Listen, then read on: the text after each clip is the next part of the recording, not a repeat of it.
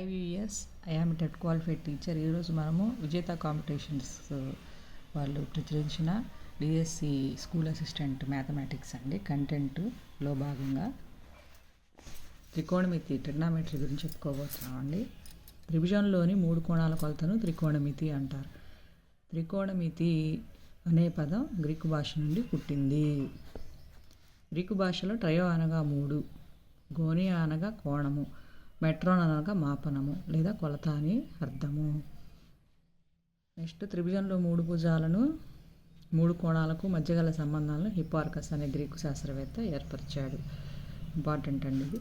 Next, త్రికోణమితి నిష్పత్తులు వచ్చి మనకి సైను, కొసైను, టాంజెంటు, కొసికెంటు, సీకెంటు, కోటాంజెంటు. సైన్కి విలోమం కొసికెంట్, కొసైన్కి విలోమం సీకెంట్, ట్యాన్కి విలోమం కోటాంజెంట్. కోణం ఒక ఉమ్మడి అంచెబిందువు కలిగిన 2 కిరణాల సమ్మేళనాన్ని కోణము అంటారు. ఈ అంచెబిందువుని కోణశీర్షమని, కోణాన్ని చేసే కిరణాలను కోణభుజాలు అంటారు. ఇప్పుడు సపోజ్ ఇట్లా కోణం ఒకటి ఉందనుకోండి, ఇక్కడ దీన్ని కోణశీర్షం అంటారు, వీటిని కోణభుజాలు అంటారు. ఇది ఈ 2 కిరణాల సమ్మేళనమే ఒక కోణం అవుతుంది. 0 degrees ఉంటే శూన్యకోణం, 1 నుండి 89 degrees ఉంటే అల్పకోణం, 90 degrees ఉంటే లంబకోణం, 91 నుండి 179 వరకు అధిక కోణం, 90కి పైన ఉంటే 90కి లోపల ఉంటే అల్పకోణం అవుతుంది, 180 degrees ఉంటే సరళ కోణం, 180కి పైన ఉంటే పరావర్తన కోణం, 360 degrees ఉంటే సంపూర్ణ కోణం. సవ్యభ్రమణం అంటే క్లాక్ వైజ్ డైరెక్షన్. గడియారంలో మూల ఏ దిశలో తిరుగుతుందో దాన్ని అంతిమ భుజం తిరుగుతున్నప్పుడు ఆ భ్రమణాన్నే సవ్యభ్రమణం, పరిభ్రమణం అంటారు.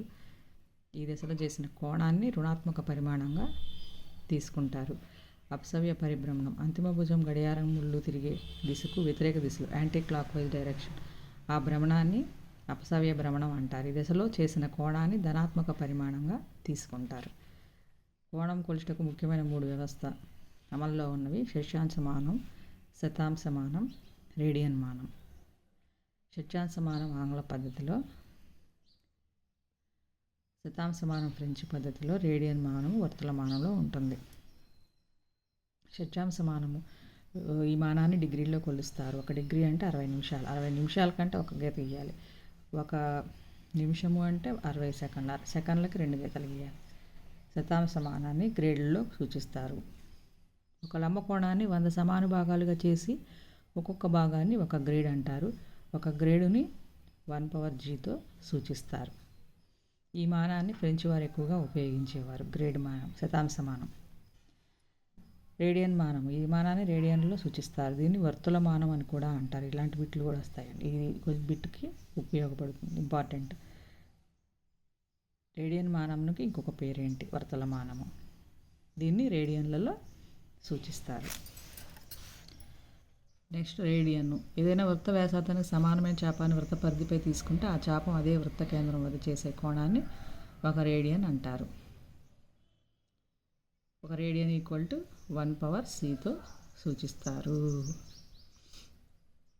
2π రేడియన్లు అంటే 360 degrees, π రేడియన్లు అంటే 180 degrees. 1 రేడియన్ అంటే 180 degrees పై π. దీని విలువ 57 degrees 16 నిమిషాలు సుమారుగా. 1 degree అంటే 0.01746 రేడియన్స్. షష్యాంశ, రేడియను, శతాంశ ఈ 3 మానముల మధ్య గల సంబంధం d/180 = g/200 = c/π. చాలా ఇంపార్టెంట్ అండి ఈ ఫార్ములా. d అంటే డిగ్రీలు, g అంటే గ్రేడులు, c అంటే రేడియన్లు. r